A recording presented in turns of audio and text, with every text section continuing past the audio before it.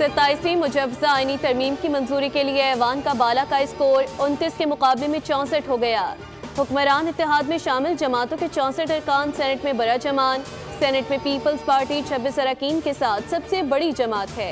हुकूमती इत्तेहाद में मुस्लिम लीग नून के 20, B8, B4 और MKM के 3 अरकान शामिल हैं। ऐवान में ANP के 3, नेशनल पार्टी और मुस्लिम लीग काफ का एक सेनेटर भी मौजूद हैं। अपोजिशन बेंचेस पर PTI के 14 और JUI के 7 सेनेटर्स मौजूद हैं। 27वीं आईनी तरमीम की मंजूरी के लिए हुक्मरान इत्तेहाद पार्लिमानी रहनुमाओं से मुशावरत का बाकायदा आगाज कर दिया गया।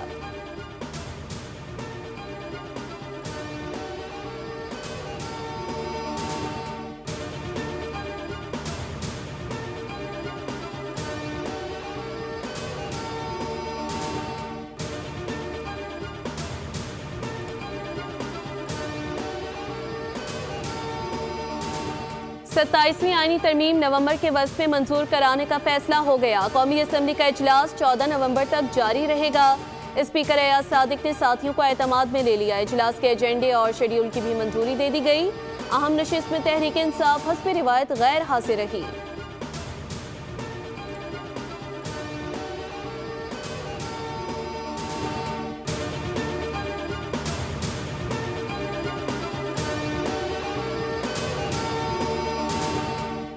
नंबर्स के ऊपर तो कोई कबात नहीं है। नंबर्स आपको भी अगर किसी चीज़ के लिए चाहिए तो हम आपको फराहम कर देंगे किसी फोरम में।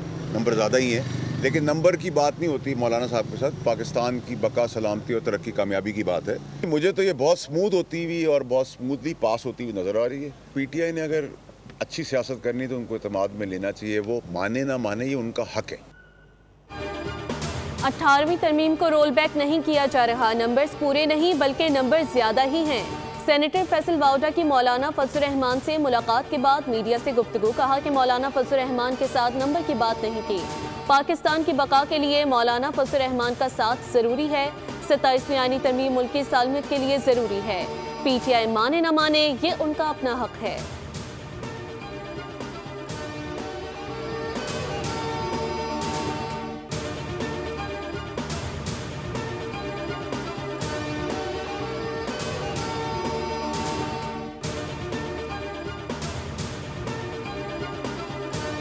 शहरी हुकूमत को, देही हुकूमत को, बल्दियाती हुकूमत को भी एक हुकूमत के तौर पे समझा जाए। इसके लिए किसी वजीर आला और वजीर आज़म को अहकाम जारी ना करना पड़े। आइन में दर्ज हो, आइन फैसला करे, सुप्रीम कोर्ट उसकी निगरानी करे। मकामी खुद मुख्तारी का तो ये इसका नंबर तो अब आना ही आना है ना। 18वीं तरमीम के बाद तो ये नंबर अब आना चाहिए और ये भी 27वीं तरमीम में शामिल होना चाहिए। ये हमारा इसरार है। आईनी तरमीम के मामले पर हमने खुद वज़ीर आज़म से राब्ता किया। हमें दावत या मुसव्वदा नहीं दिया गया। MKM के रहनुमा खालिद मकबूल सिद्दीकी का इंकशाफ। कहा तरमीम के हवाले से कई रोज से लोग राब्ते कर रहे हैं। 26वीं आईनी तरमीम के वक्त भी एक ही मुतालबा रखा था। जमहूरियत के समरात अवाम तक पहुँचे। बल्दियाती हुकूमत का तहफ़्फ़ुज़ आइन करे और सुप्रीम कोर्ट निगरानी करे। MKM मुल्क में बल्दियाती निज़ाम चाहती है। जो भी नाज़िम और मेयर मुंतखब हो वो अपना वक्त पूरा करे। फारूक सत्तार ने कहा कि मुल्क की खातिर 27वीं तरमीम की ज़रूरत है तो परेशानी की ज़रूरत नहीं।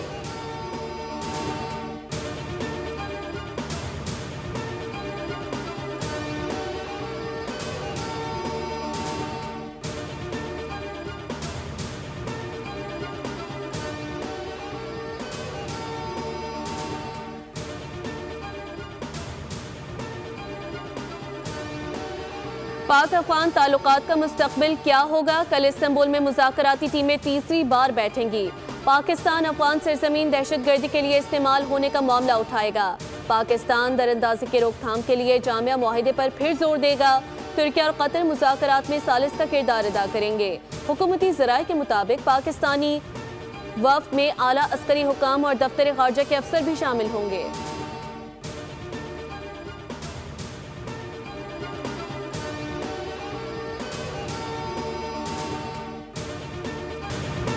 पाकिस्तान और उसकी कामयाबियों पर फख्र है। दो तरफा ताल्लुकात को मजबूत बनाएंगे। अमीर कतर का सदर मुमलिकत के सामने पाकिस्तान की अमन काविशों का एतराफ़। आसिफ जरदारी की दोहा में मसरूफियात।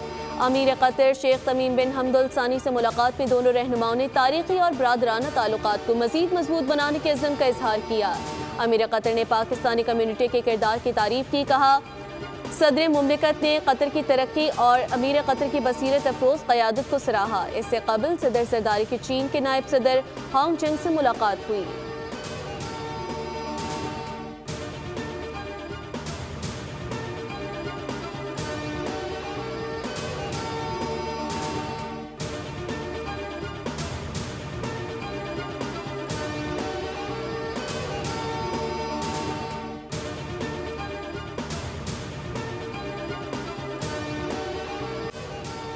मुझे मालूम है आप मेरी तकरीर देख रहे हो।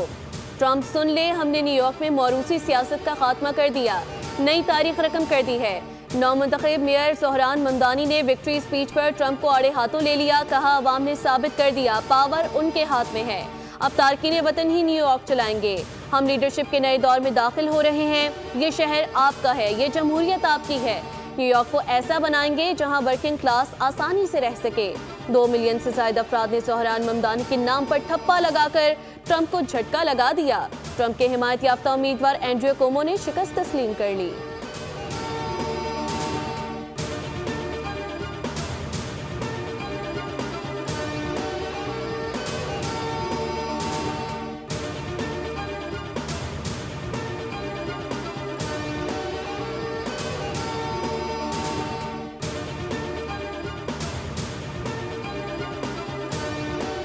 अमरीकी रियासत वर्जीनिया में डेमोक्रेट्स ने तारीखी कामयाबी हासिल कर ली। डेमोक्रेटिक उम्मीदवार एबिगेल स्पेन बर्जर वर्जीनिया की पहली खातून गवर्नर और गजाला हाशमी नायब गवर्नर मुंतखब हो गईं। वर्जीनिया में डेमोक्रेट्स ने रिपब्लिकन से गवर्नर की नशिस्त वापस ले ली।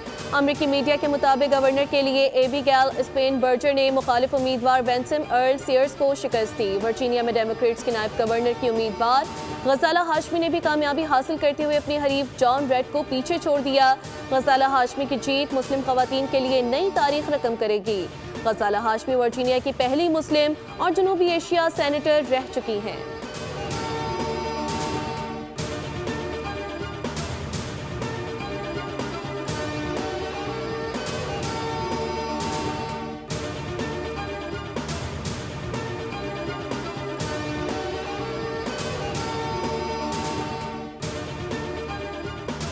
चेयरमैन पीपल्स पार्टी बिलावल भुट्टो न्यूयॉर्क के नौमुंतखब मेयर सोहरान ममदानी को कामयाबी पर मुबारकबाद पेश की।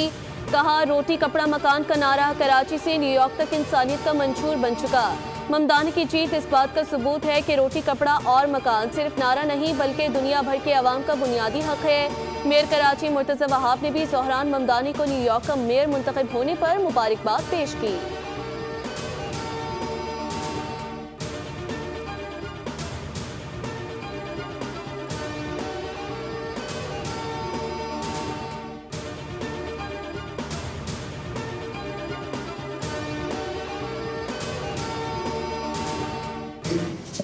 New York has elected a 34-year-old Muslim mayor. You can't be redirecting or course correcting any more than this. People like the ex-governor of New York who contested against Zohran Mamdani, and we are successful. The change started from the city Karachi and it's got to New York.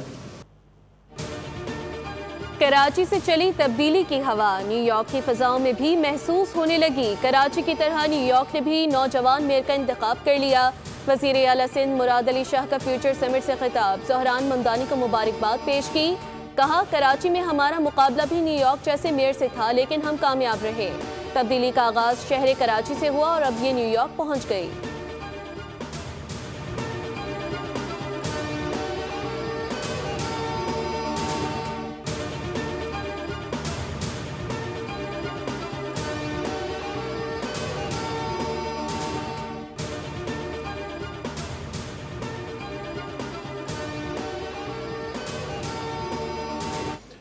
जो business community के साथ meetings की तो उसके बाद उन्होंने 8 groups बना दिए हैं। अब ये जो सारे 8 ग्रुप्स हैं दे उनके जो चेयरमैन हैं और all the members are actually from the private sector. अगले साल का बजट FBR नहीं टैक्स पॉलिसी ऑफिस बनाएगा। वज़ीर ख़ज़ाना मोहम्मद औरंगज़ेब ने आइंदा बजट ताजरों के साथ मिलकर बनाने का ऐलान कर दिया। कहा, हमें मुल्क चलाना है, अखराजात और रेवेन्यू को साथ लेकर चलना है। कराची चैम्बर ऑफ कॉमर्स के खिताब में नवीद सुनाई कि रेकॉर्डिक मंसूबा 2028 में बाकायदा तौर पर फाल होगा। मंसूबे से पाकिस्तान की पहली बरामद का तखमीना $2.8 बिलियन लगाया गया। माशी इस्तेहकाम का फायदा ये हुआ, हुकूमतों ने अपना खर्चा खुद उठाया।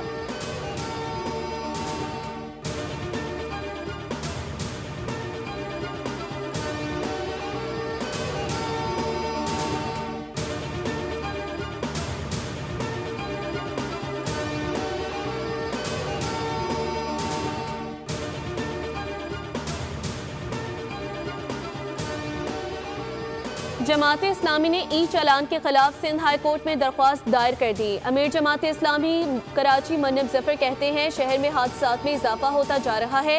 एक हफ्ते में 30,000 से ज्यादा शहरियों पर जुर्माने किए गए। शहरियों पर भारी जुर्माने रियासत की नाअहली है। आर्टिकल 9 के तहत रियासत शहरियों के तहफ़्फ़ुज़ की जिम्मेदार है। शहर में टूटी सड़कें, ज़ेब्रा क्रॉसिंग, हद रफ्तार या साइन बोर्ड तक नहीं।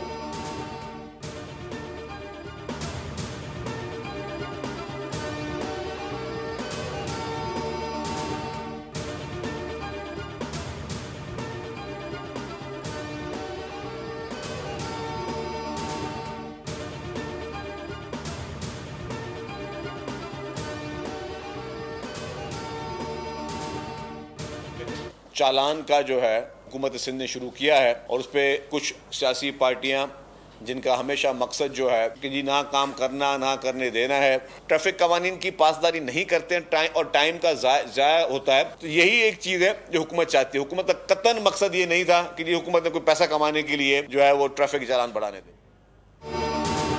सियासी जमातें हर चीज़ पर तनकीद करती हैं, अब ई चालान पर सियासत की जा रही है। सूबाई वज़ीर शर्जील इनाम मेमन ई चालान की मुखालफत पर भड़क उठे। कहा कुछ लोग अदालत गए हैं, अदालतों का एहतराम है, लेकिन सिंध हुकूमत का मौक़िफ़ वाज़ेह है। साथ ही एतराफ़ किया ऐसे इक़दामात तकलीफ के होते हैं, लेकिन चालान के बाद शहर में अब बेहतरी नजर आ रही है। शर्जील इनाम मेमन ने कहा 27वीं तरमीम पर नून लीग की लीडरशिप ने पीपल्स पार्टी क़यादत से राब्ता किया।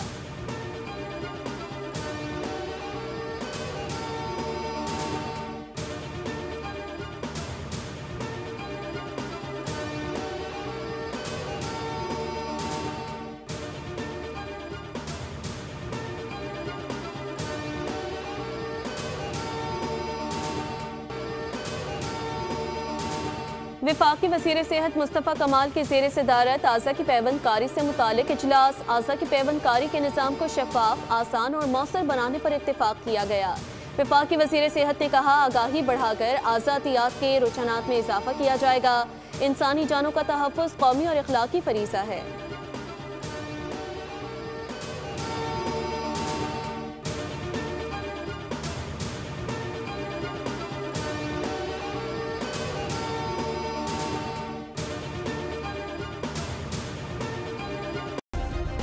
सब्सक्राइब करें और बेल दबाएं ताकि कोई खबर रह न जाए।